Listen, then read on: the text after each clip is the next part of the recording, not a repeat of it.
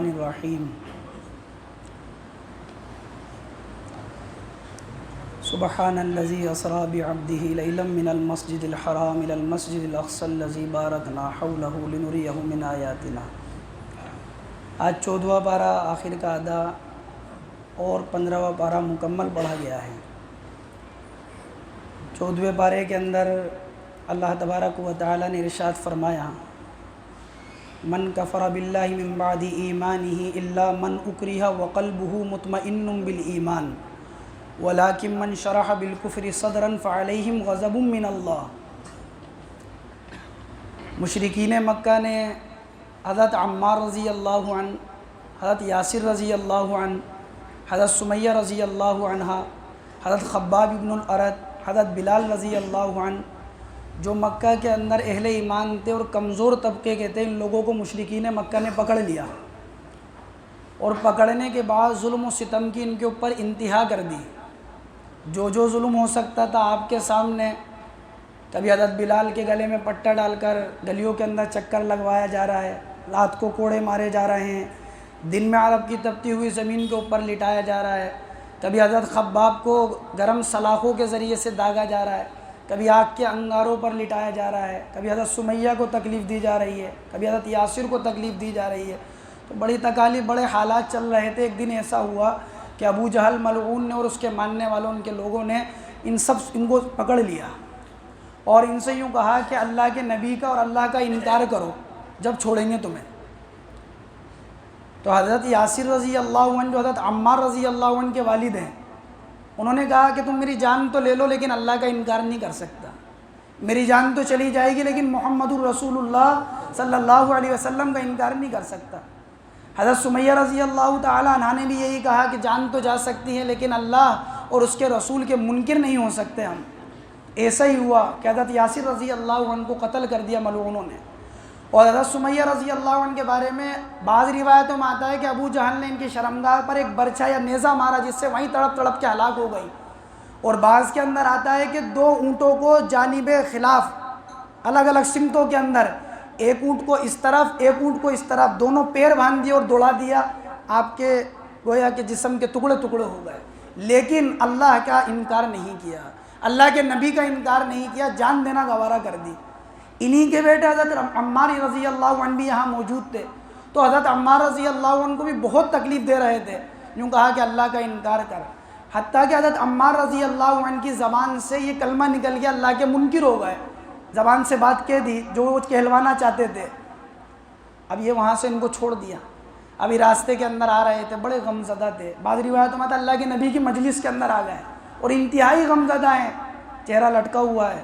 اللہ کے نبی نے پوچھا کہ عمار کیا ہو گیا، کیا بات ہے، میں دیکھ رہا ہوں تیرے چہرے کے اوپر غم ہے۔ اور بعض روایتوں میں آتا ہے ان کی آنکھوں سے آنسو بہ رہے تھے، اللہ کے نبی نے ان کی آنکھوں سے آنسو کو پوچھا، جب بات کیا ہے عمار، کیونکہ اللہ کے نبی روزانہ حالات تھے، روزانہ ظلم و ستم تھا، آج تو انتہا ہو گئی، ہمیں چھوڑا ہی نہیں جب تک کہ اللہ کا انکار نہیں کروایا۔ اللہ کے نبی نے فرمایا کہ عمار مجھے یہ بتا، جس وقت تو نے وہ کلمہ کہا جس سے اللہ کا انکار ہوتا ہے، تیرے دل میں ایمان تھا یا نہیں تھا؟ میں نے کہا میرے دل میں ایمان تھا۔ اللہ کے نبی فرمایا پھر کوئی حرج نہیں ہے عمار، اگر زبردستی یہ لوگ تمہارے سے کچھ کہلوا رہے ہیں اور تم نے کچھ کہہ دیا، تمہارے دل میں ایمان ہے، تمہارے دل میں ایمان ہے، ایمان کے اوپر مطمئن ہے دل، تو پھر کوئی حرج نہیں ہے، تم اہل اسلام ہو، جیسے پہلے مسلمان تھے ایسے آج بھی مسلمان۔ اور یہی حکم آج بھی ہے کہ اگر کسی مسلمان کے اوپر ظلم و ستم ہو رہا ہو اور اس سے کہا جا رہا ہو کہ اللہ کا انکار کر، غیر اللہ کا اقرار کر، تو اگر وہ جان بچانے کے لیے کوئی کلمہ ایسا کہہ دے بشرطے کہ دل اللہ کی ذات کے اوپر مطمئن ہو، تو اس کا وہ ایمان باقی رہے گا، وہ کافر نہیں ہوگا۔ اللہ تعالیٰ نے اس آیت میں اس تذکرہ کیا، من کفر باللہ من بعد ایمانہ، کہ جس شخص نے ایمان کے بعد وہ بول دیے جو نہیں بولنا چاہیے تھے، لیکن اس کا دل وقلبہ مطمئن بالایمان، اس کا دل ایمان پر مطمئن ہے، کوئی حرج نہیں۔ ہاں وہ انسان جو کھلم کھلا کفر کر رہا ہے، ولیکن من شرح بالکفر صدرا فعلیہم غضب من اللہ، اللہ کی پکڑ ایسے شخص کے اوپر۔ دوسرے 15ویں پارے کے اندر اللہ تبارک و تعالیٰ نے سورۃ الکہف کا شان نزول کیا ہے، یہ سورت کیوں نازل ہوئی؟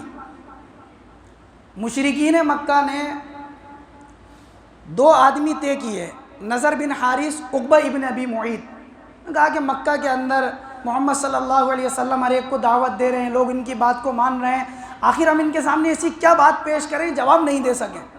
تو دو آدمی طے ہوئے، نضر بن حارث، عقبہ ابن ابی معیط، اور یہ طے ہوا کہ یہ مدینے جائیں گے، اور اللہ کے نبی مکہ میں ہیں، اور یہ طے ہوا کہ یہ مدینے جائیں گے۔ یہ دو شخص ابھی ایمان میں داخل نہیں ہوئے، یہ دونوں شخص یہ کفر کی حالت کے اندر ہیں۔ یوں فرمایا کہ یہ دونوں مدینے جا کر وہاں کے عالموں سے معلوم کریں گے کہ آخر ہم کیا سوال کریں ان سے۔ تو وہاں کے علماء یہود نے بتایا تمہارے علاقے میں جو نبی آئے ہیں ان سے 3 سوال کرو، اگر وہ ان 3 سوالوں کا جواب دے دیں تو سمجھ لینا یہ اللہ کے نبی ہیں، اور اگر جواب نہیں دیں تو یہ سمجھ لینا یہ تو ویسے ہی بات کرنے والے ہیں۔ کیونکہ وہ 3 سوال کیا ہیں؟ کیونکہ ایک سوال تو یہ ہے کہ وہ نوجوان کون تھے جو اپنے ایمان کو بچانے کے لیے نکلے اور ایک غار کے اندر جا کر چھپ گئے۔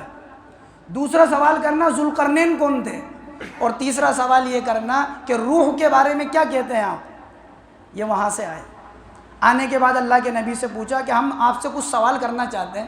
آپ نے فرمایا بتاؤ تمہارے کیا سوال ہیں؟ انہوں نے کہا کہ ایک سوال تو ہمارا یہ ہے کہ وہ نوجوان کون تھے جو غار میں جا کر چھپ گئے تھے، ذوالقرنین کون تھے، روح کے بارے میں آپ کیا کہتے ہیں؟ اللہ کے نبی نے بتایا میں تمہیں کل بتا دوں گا۔ آپ نے یہ سمجھا کہ وحی آ جائے گی اور میں ان کو بتا دوں گا۔ دوسرے دن پھر یہ آئے، اللہ کے نبی نہیں بتا پائے، وحی نہیں آئی۔ اللہ کے نبی نے کہا کل بتا دوں گا۔ پھر تیسرے دن آئے، پھر اللہ کے نبی نے ان کو نہیں بتایا کیونکہ وحی نازل نہیں ہوئی تھی کہ کون تھے۔ پھر اللہ کے نبی نے کہا کہ کل بتا دوں گا۔ ایسے تقریباً 15 یا 17 دن گزر گئے، آپ علیہ الصلوۃ والسلام پر وحی نازل نہیں ہو رہی۔ آپ بڑے پریشان ہو رہے ہیں، مشرکین مکہ طعنہ دے رہے ہیں کہ دیکھو ہم تو کہتے تھے کہ محمد رسول اللہ غلط ہے، یہ جو رسول ہونے کا دعویٰ کرتے ہیں یہ غلط دعویٰ ہے ان کا۔ آپ غمزدہ ہو رہے ہیں۔ اللہ تبارک و تعالیٰ نے آیتوں کا نزول فرمایا وَلَا تَقُولَنَّ لِشَيْءٍ إِنِّي فَاعِلٌ ذَلِكَ غَدًا إِلَّا أَن يَشَاءَ اللَّهُ۔ محمد صلی اللہ علیہ وسلم آپ کسی سے یہ نہ کہہ کریں کہ کل بتا دوں گا، بلکہ یہ کہیں کہ انشاءاللہ کل بتا دوں گا۔ صرف انشاءاللہ نہیں کیا، 17 دن تک وحی نازل نہیں ہوئی اللہ کے نبی کے اوپر۔ کتنے دن؟ 17 دن۔ صرف کتنی بات کے اوپر آپ نے یہ نہیں کہا کہ انشاءاللہ کل بتا دوں گا۔ پھر آپ علیہ الصلوۃ والسلام پہ پوری سورہ کہف نازل ہوئی۔ سورہ کہف کی فضیلت احادیث کے اندر آئی ہے۔ اللہ کے نبی نے فرمایا کہ جو آدمی سورہ کہف کی شروع کی 10 آیتیں اور آخر کی 10 آیتیں یاد کر لیتا ہے، اللہ تبارک و تعالیٰ اس کو ایسا نور عطا فرمائیں گے کہ جس کی روشنی آسمان تک ہوگی۔ بعض روایتوں میں آتا ہے کہ جو آدمی سورہ کہف کی پہلی آیت اور آخری آیت یاد کر لیتا ہے تو اللہ اس کو ایسا نور عطا فرمائیں گے کہ پیر سے لے کر سر تک نور ہوگا۔ بعض روایتوں میں آتا ہے جو سورہ کہف کو پوری یاد کر لیتا ہے اللہ اس کو قیامت میں ایسا نور عطا فرمائیں گے کہ پیر سے لے کر آسمان تک نور ہوگا۔ بعض روایتوں میں آتا ہے کہ جو آدمی جمعے کے دن سورہ کہف پڑھتا ہے اللہ تبارک و تعالیٰ قیامت کے دن اس کو نور عطا فرمائیں گے، اور پچھلے ایک ہفتے سے اس دن تک اللہ تعالیٰ سارے گناہوں کو اس کے معاف فرما دیں گے۔ بعض روایتوں میں آتا ہے کہ اگر دجال بھی آ گیا، کتنا ہی بڑا، ہر فتنے سے حفاظت فرمائیں گے جو سورہ کہف کی تلاوت کرتا اس کی۔ اگر دجال بھی نکل آیا اس درمیانی ہفتے کے اندر اللہ اس سے بھی حفاظت فرمائیں گے۔ اسی لیے روایتوں میں یہاں تک آتا ہے جب سورہ کہف نازل ہوئی ہے تو اس کے ساتھ 70,000 فرشتے اس کو لے کر نازل ہوئے تھے۔ سورہ کہف کا جو واقعہ ہے، اصحاب الکہف کا، وہ واقعہ کیا ہے؟ حضور اکرم صلی اللہ علیہ وسلم کے پیدا ہونے سے 20 سال پہلے جو اصحاب کہف تھے جو غار میں چھپ گئے تھے، ان کی بیداری کا واقعہ ہوا تھا۔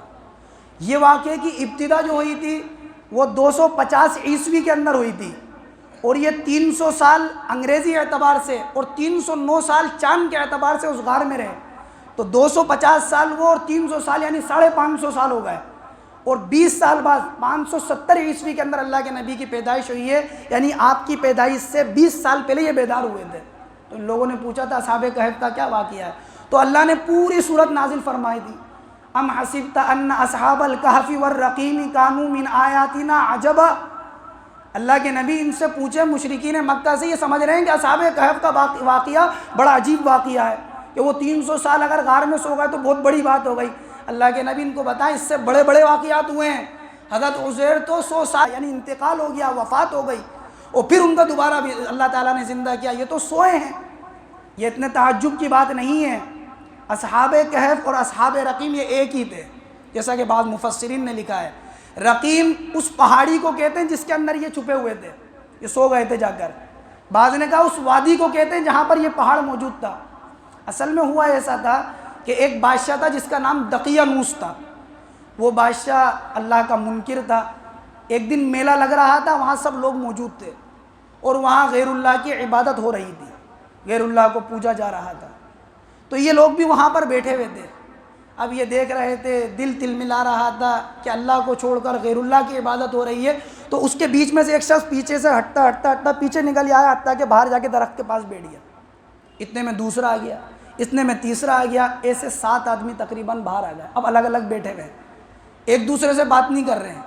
بات اس لیے نہیں کر رہے تھے, ہر ایک ڈر رہا تھا کہ بادشاہ کا کوئی جاسوس ہوا تو اگر اس نے کہہ دیا کہ میلے میں موجود نہیں ہے, وہاں سجدے نہیں کر رہا, تو مجھے قتل کر دیا جائے گا. ایک نے ہمت کر کے پوچھ ہی لیا کہ بھائی کیا بات ہے, تم باہر کیسے آ گئے؟ تو ایک نے ڈرتے ہوئے کہا کہ بھائی ہماری تو بات یہ ہے کہ یہ اللہ کے علاوہ دوسروں کو پوچھتے ہیں, دوسروں کی عبادت کرتے ہیں, یہ چیز برداشت نہیں ہوتی, اس لیے آ گئے. سب کی باتیں مل گئی, سب نے کہا میری بھی یہی بات ہے, میری بھی یہی بات ہے. حتیٰ کہ یہ بات اتنی پھیلی کہ پورے شہر میں پھیل گئی کہ ایسے لوگ موجود ہیں جو بادشاہ کے دین کو نہیں مانتے. بادشاہ تک بھی بات پہنچ گئی. بادشاہ نے ان لوگوں کو بلایا, ان سے کہا کہ کیا معاملہ ہے تمہارا؟ انہوں نے صاف کہہ دیا کہ ہم تو ایک اللہ کی عبادت کریں گے, اس کے علاوہ کسی کے سامنے اپنا ماتھا نہیں ٹیکیں گے, اس کے علاوہ کسی کو اپنا معبود, اپنا خالق, اپنا مالک نہیں سمجھیں گے. ہمارا مالک, ہمارا خالق صرف ایک اللہ ہے. بادشاہ نے کہا دیکھو تمہیں چند دن کی مہلت ہے, یا تو تم سوچ لو, نہیں تو تمہیں قتل کروا دیا جائے گا, سنسار کر دیا جائے گا. اب یہ لوگ وہاں سے بادشاہ کی مجلس میں سے آ گئے, اب سوچ رہے ہیں کیا کریں.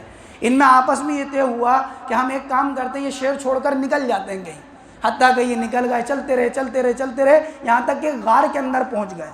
اور اس غار کے اندر جب یہ پہنچے تو وہاں ٹھہر گئے تو اللہ تعالیٰ نے ان کے اوپر نیند کو مسلط کر دیا. فَضَرَبْنَا عَلَىٰ آذَانِهِمْ فِي الْكَهْفِ سِنِينَ عَدَدًا, ہم نے نیند کو ان کے کانوں کے اوپر مسلط کر دیا. ثُمَّ بَعَثْنَاهُمْ لِنَعْلَمَ أَيُّ الْحِزْبَيْنِ أَحْصَىٰ لِمَا لَبِثُوا أَمَدًا نَحْنُ نَقُصُّ عَلَيْكَ نَبَأَهُم بِالْحَقِّ إِنَّهُمْ فِتْيَةٌ آمَنُوا بِرَبِّهِمْ وَزِدْنَاهُمْ هُدًى. یہ وہاں غار کے اندر ٹھہرے ہوئے ہیں, اور غار کے اندر اللہ تبارک و تعالیٰ نیند کو مسلط کر دیا. اور نیند بھی کیسی آ رہی ہے, اللہ نیند میں ان کو کروٹیں بدلوا رہے ہیں.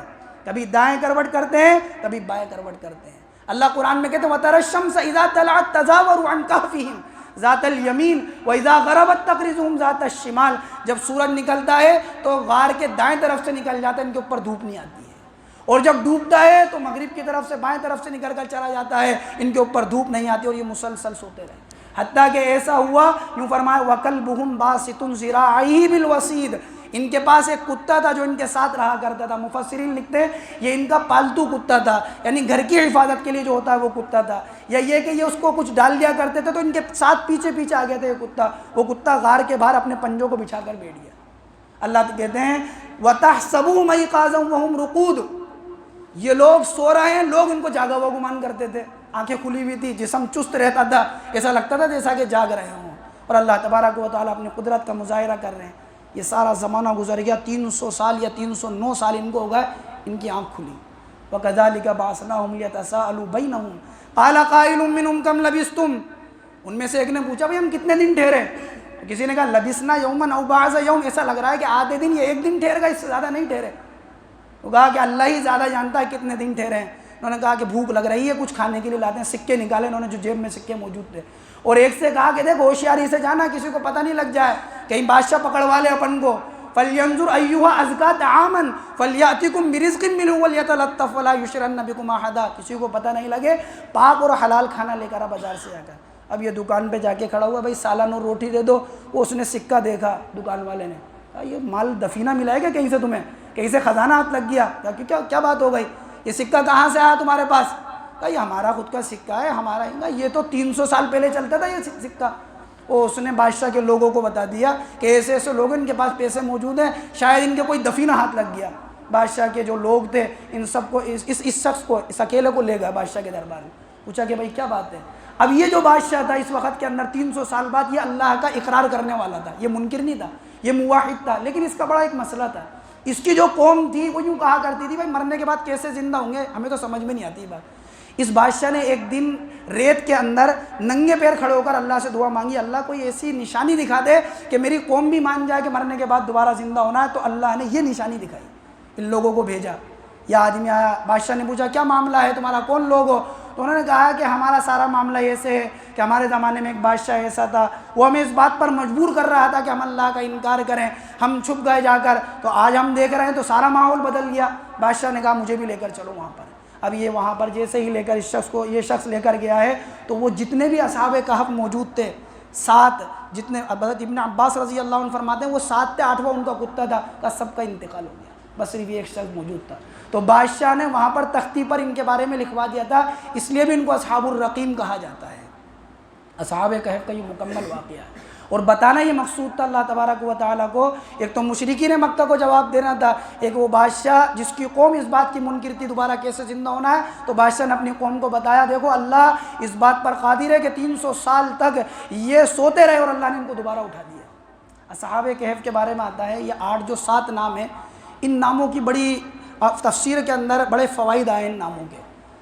تفاسیر کے اندر لکھا ہے کہ اگر کسی گھر میں آگ لگ جائے اور ان ناموں کی پرچی لکھ کر وہاں ڈال دی جائے تو اللہ ان ناموں کی برکت سے، کیونکہ اہل ایمان تھے یہ لوگ، اپنے ایمان کو بچانے والے تھے، اپنے ایمان کو چھپایا، ایک مشرک بادشاہ کے سامنے اللہ کا اقرار کرنے والے تھے، کہا ان ناموں کی برکت یہ اس گھر کی آگ بجھ جائے گی۔ اگر کسی عورت کے حمل کے اندر درد ہوتا ہو، یعنی وضع حمل کے اندر، بچہ جننے کے اندر، یوں کہا ان ناموں کو لکھ کر اگر اس عورت کے باندھ دیا جائے پیٹ کے اوپر تو وضع حمل کے اندر آسانی ہو جاتی ہے۔ اگر کوئی بچہ رات کے اندر روتا ہے، بہت زیادہ رو رہا ہے، تو فرمایا ان ناموں کو لکھ کر اگر اس بچے کے گلے کے اندر ڈال دیا جائے تو اللہ تبارک و تعالیٰ اس بچے کو شفا نصیب فرمائیں گے۔ اور اگر کسی کے بخار ہو رہا ہے اور ان ناموں کو لکھ کر، اصحاب کہف کے جو نام ہیں ان کے ناموں کو لکھ کر اگر اس کے باندھ دیا جائے یا اس کو پانی پلا دیا جائے تو اللہ تعالیٰ اس کو شفا نصیب فرماتے ہیں۔ اور بھی بہت سے فوائد تفسیر کے اندر لکھا ہے، تفسیر جلالین کے اندر اور دیگر تفسیروں کے اندر اللہ تعالیٰ نے اصحاب کہف کا مکمل واقعہ 15ویں پارے کے اندر ذکر فرمایا۔ اللہ تعالیٰ جو کچھ کہا گیا اس پر عمل کی توفیق نصیب فرمائے۔ سبحان اللہ۔